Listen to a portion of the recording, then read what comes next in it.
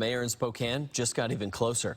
We have brand new numbers tonight from the elections office, and they show an even tighter race between political newcomer Nadine Woodward and City Council President Ben Stuckart.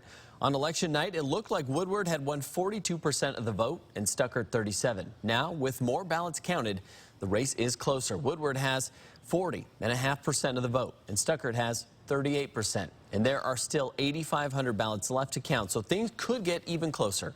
Only a little more than 1,100 votes separate the two right now. We're expecting newer numbers tomorrow. Votes will be certified on August 20th. Woodward and Stuckart have traded their fair share of jabs at this point.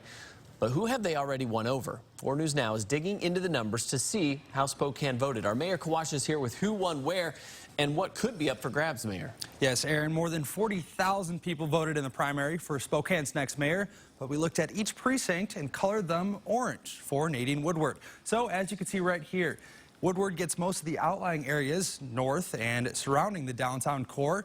And then comes Ben Stuckart in as blue here, where you can see he earns most of the votes in the core of downtown Spokane and south. But this still doesn't tell the whole story.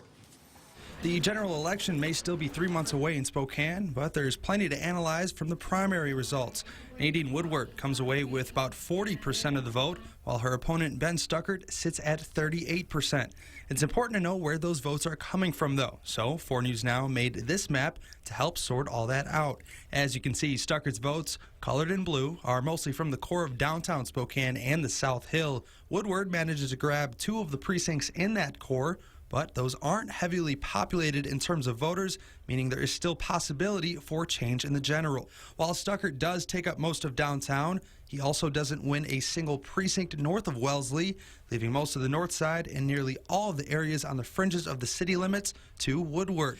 And it's not necessarily close. There are some precincts north of Wellesley where Woodward nearly doubles Stuckart's total, but the same can be said for Stuckart. Woodward wasn't able to win a single precinct from I-90 South all the way to 29.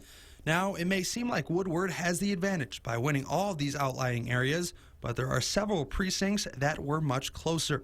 Those 13 precincts that are shaded on your screen are the ones which were decided by just 10 votes or less.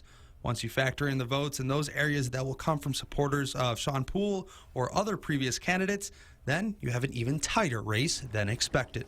Again, we want to remind you these are new numbers that just came out, with 42% for Woodward and 38% for Stuckart. So we'll see if that affects any results from these precincts and let you know of any changes.